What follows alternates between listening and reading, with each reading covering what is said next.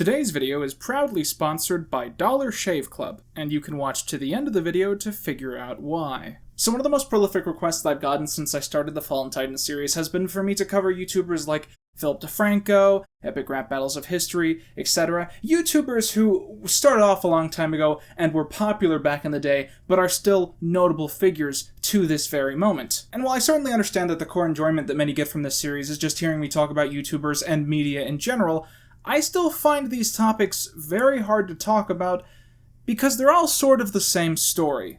YouTuber starts doing a thing, they keep doing the thing for 10 years, they make a lot of money, roll credits. However, there is one content creator who started off by having early hits on YouTube and continues to find success to this day, who I do find worthy of discussion. That being Neil Cicierega. Now, many of you will go into this video not knowing a lot about Neil, or certainly not understanding the scope of his career, which is why this is an interesting topic, because I will bet that almost all of you are familiar with at least some of Neil's work. Today we are going to be talking about an internet personality who has consistently found success online, not through the momentum of his past or the size of his name, but through the caliber of his content. When I imagine people watching today's video, what honestly comes to mind is people sort of going like, Oh, that was him? Oh, he did that too? Wait, how many things did this one guy do? The answer is a lot. Some.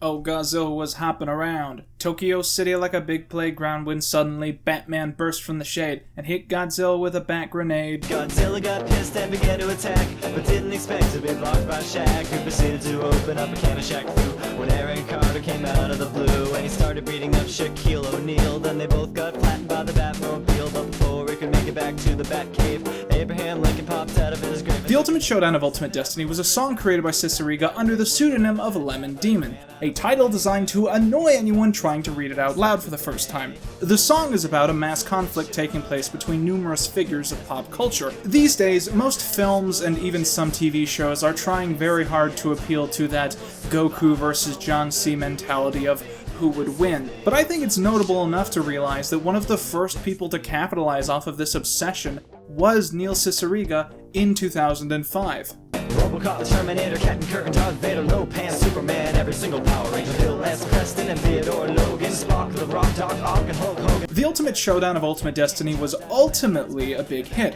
It was originally posted to Newgrounds where it gained millions of views, and then someone ripped it and uploaded it to YouTube where it did even better, and it was even featured for numerous weeks very successfully on the Dr. Demento show. To many people, the Ultimate Showdown of Ultimate Destiny is a defining point in their memories of the early internet. And to most figures, having one early online hit that redefined some form of culture, that would be enough. Remember Potter Puppet Pals? Yeah, same guy. You know, have you seen that thing on the YouTube, the Harry Potter puppets? I haven't. Okay. A thing called the Harry Potter Puppets, and it was, and it's very, very silly. And they did a thing called "What's That Mysterious Ticking Noise?" I think it was called. Snape, Snape, Severus Snape, Snape, Snape, Severus Snape. Alan Rickman, hello, and welcome properly to this premiere. How are you? I'm good. I just got out of. I've been in a car for an hour. What's going on in London? Something's happening. Snape, Snape, Severus Snape, Severus Snape, Severus Snape,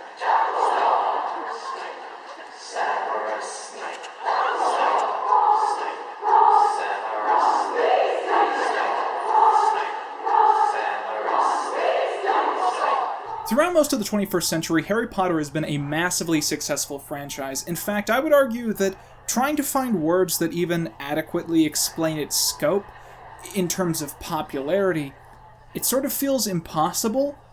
And that in itself is a good representation of how redundant this sentiment is. But what you have to remember is that as the early books and movies were released, there was sort of a lapse in judgment in terms of the cultural understanding of the franchise. And Potter Puppet Pals capitalized off of this by creating a downsized parody that mocked this sentiment. Complex characters were whittled down to very basic gimmicks and personality flaws. Delicate situations with very high tension were replaced with scenes like this. Shoot him! And so on and so forth. The most successful video in the series was the mysterious ticking noise, which featured numerous Potter characters rapping over a ticking sound coming from an unclear source. Potter Puppet Pals was an instant success, both with people who barely knew anything about the franchise and fans who appreciated the nostalgic simplicity of it. As the Harry Potter books and movies continued to get darker and edgier, with fewer and fewer beloved characters surviving to the end, Potter Puppet Pals remained exactly as apparently innocent as everyone remembered the first film being, while still standing out in terms of writing and comedic merit. But obviously after the 7th book and 8th movie, there was only so much potential that the series had. Almost the entire time that Potter Puppet Pals was being created and was being a massive success, he was also putting his talents elsewhere. He continued to release albums under the pseudonym of Lemon Demon. One of my personal favorite songs of his is the fantastic Jaws, about the movie of the same name. Jaws is dead. Long live Jaws. He was a shark without a cause. He was in a movie, you should watch it, it's called Jaws. Sharks exist in real life. But when glancing down the discography of all the songs released by Lemon Demon after the Ultimate Showdown of Ultimate Destiny, one stands out. You became a hit a few years ago with something called Brody Quest. Yeah. Nothing to do with this, but let's show the people what... How do you know I had nothing to do with that? Did you have anything to do with what I'm about to show the people? No, I didn't.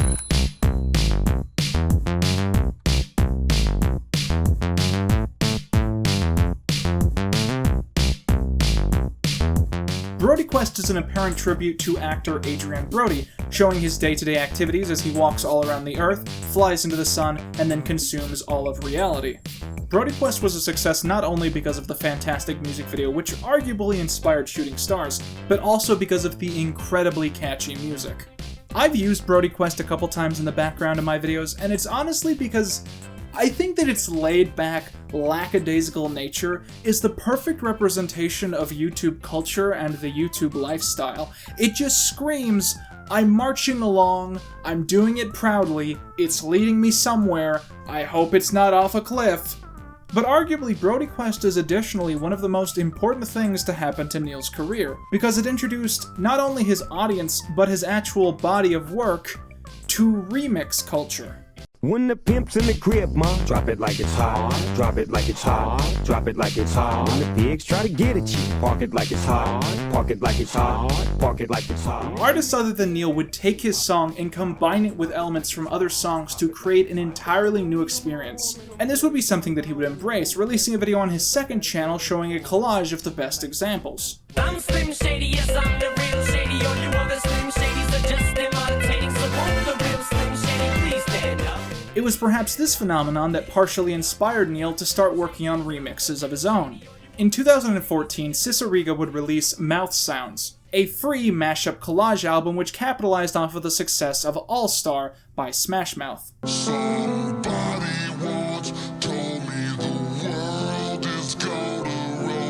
Neil would then continue the project, eventually releasing Mouth Silence and Mouth Moods. Without a doubt, the most popular project to come out of this series was Busting.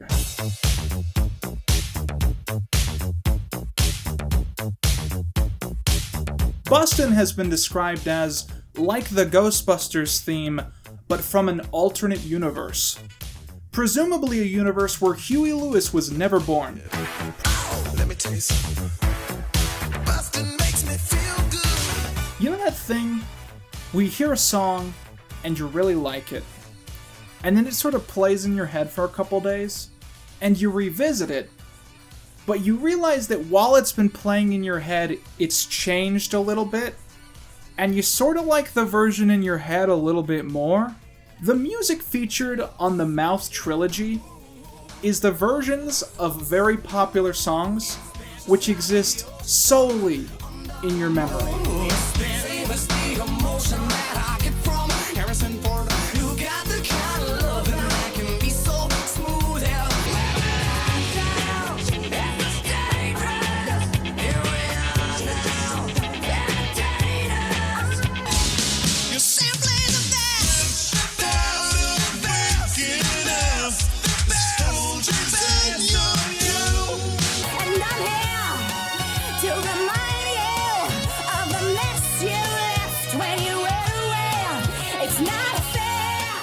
The Mouth Trilogy is brilliant because it's mostly made out of songs that almost everyone knows, but in changing them just a little bit to shock the audience, it makes us reevaluate why we love those songs, what value we find in those songs. Before I heard these remixes, I had failed to appreciate the lyrics and the music of these songs as much as I do.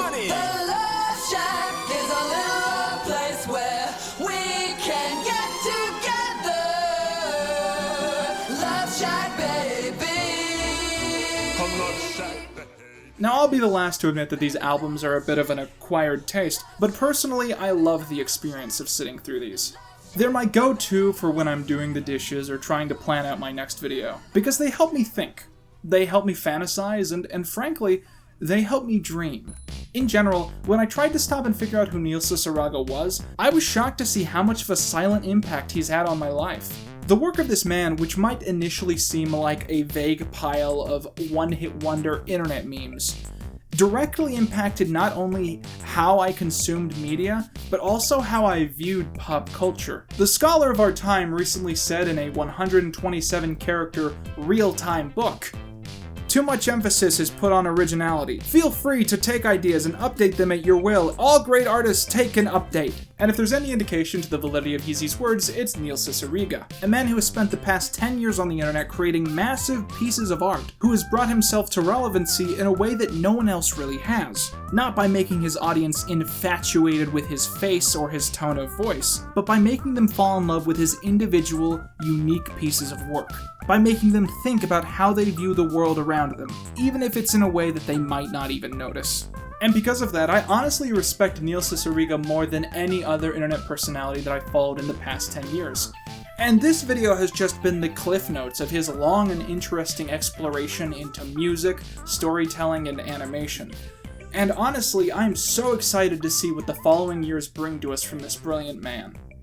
So today's video is actually sponsored by Dollar Shave Club, and I was really excited to get these guys on to support the channel because I've actually been a subscriber to Dollar Shave Club for a good amount of time. A lot of you are probably saying, "Quinton, why would you get Dollar Shave Club to sponsor your videos, and why would you use Dollar Shave Club? You don't shave." What are you talking about? Of course I shave. Why would I not shave? I mean, I get that because I have a beard on my face, you guys presume I just stopped trying, but there are parts of my face I still shave. There's a reason the neck beard is an insult. But additionally, it's important to note that despite the name, Dollar Shave Club isn't exclusively about shaving. They're a business personally dedicated to making sure that you look and feel good about yourself. They've got toothpaste, body wash, hair products, basically everything you need to take care of yourself. Grooming is important, and Dollar Shave Club is the place to get that done. So if you go to dollarshaveclub.com/QReview, you're gonna find the Daily Starter Kit, which they're basically giving away for the low price of $5. This is going to come with an executive razor and trial-sized versions of some of the more popular Dollar Shave Club products: shave butter, body wash, and One Wipe Charlie's. Let me tell you guys something. I've been shaving since the 7th grade. I've had a lot of shaving experience, and Dollar Shave Club has given me the best shave of my life. And that's why I was so excited that they chose to support this channel, and that we have the opportunity to support them in return. And to do so, you can go to dollarshaveclub.com/QReview. That's dollarshaveclub.com/QREVIEW. Yeah, dollarshaveclub.com/QReview. Thank you so much. That's all you need.